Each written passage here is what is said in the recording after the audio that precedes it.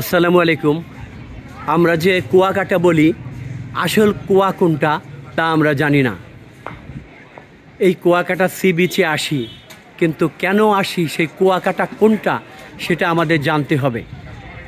এখানে রাখাইনরা একটি কূপ খনন করেন, কারণ তখন পানি ছিল নোনা, সুপেয় পানির জন্য এখানে একটি কূপ খনন করা হয়। সেখানে আমি আপনাদেরকে নিয়ে যাচ্ছি। সি বিচ থেকে আমি এখানে উঠে এসেছি। এখানে 20 টাকা করে প্রবেশ ফি। উপরে আছে স্বর্ণ মন্দির। স্বর্ণ মন্দির বলতে এটাদের বৌদ্ধদের। আমি কূপের ওখানে যাব। এই হচ্ছে সেই কূপ, যে এটার নামেই হয়েছে কুয়াকাটা, জায়গাটার নাম, অর্থাৎ কুয়া কেটেছিল।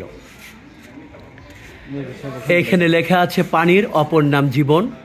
1784 সালে আদিবাসী রাখাইনরা খাবার পানির জন্য এই কুয়া খনন করেন।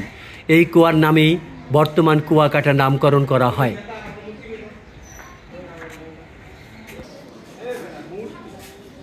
এখানে আপনারা আসবেন, ইতিহাস ঐতিহ্য জানবেন। আমরা ভুল জিনিস যাতে না জানি, আমাদের সন্তানদেরকে, পরবর্তী প্রজন্মকে আমরা সঠিক জিনিস শেখাবো। কুয়াকাটা কেউ বলে এই তো সি বিচ, এটাই কুয়াকাটা।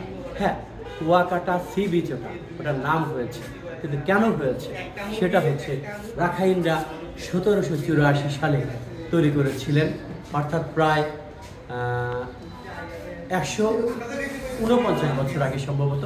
যেহেতু 1784, 16 আর হচ্ছে 25, 41 বছর, 141 বছর আগে। আমরা কূপটা একটু দেখাই। হ্যাঁ, কূপটা দেখাতে গিয়ে মোবাইল যাতে ভিতরে না পড়ে যায়, তাহলে তোলা যাবে কিনা সন্দেহ। দেখেন ভেতরে পানি আছে, এটার গভীরতা কতটুকু তা এখানে লেখা নেই এবং আমরাও জানি না।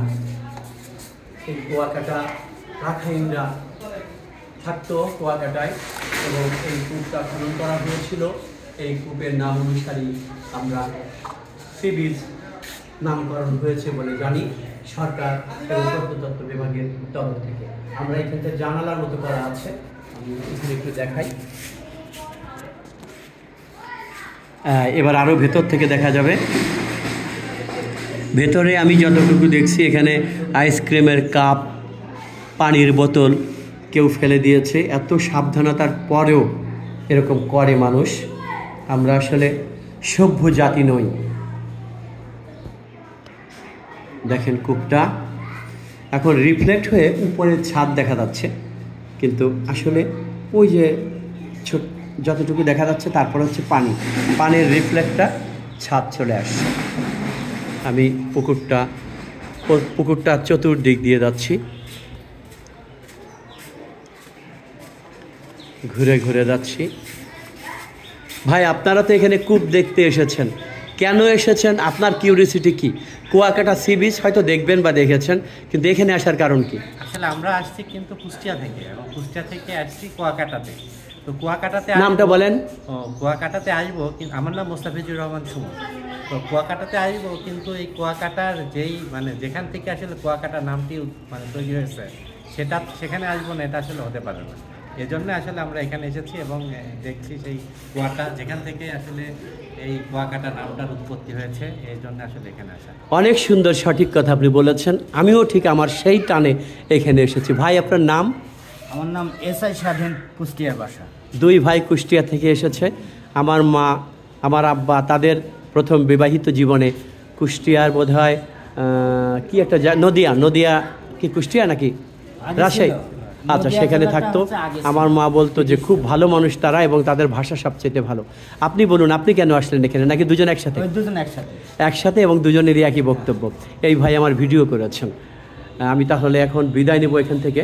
তার আগে আরেকটু বলি, এটা স্বর্ণ মন্দির, যেটা দেখা যাচ্ছে না, উপরে যেতে হবে। আর এখানে আসতে গেলে 20 টাকা ফি লাগে। এই কুয়াকাটা দেখার জন্য নাকি মন্দির পর্যন্ত যাওয়ার জন্য জানি না, যাই হোক যেতে হবে। মন্দিরেও যাওয়া যাবে। হ্যাঁ, তাহলে এই মূল রাখাইনদের নির্মিত 1784 সালের কূপ থেকে বিদায় নিচ্ছি। আমি রবিউল মাশরাফি।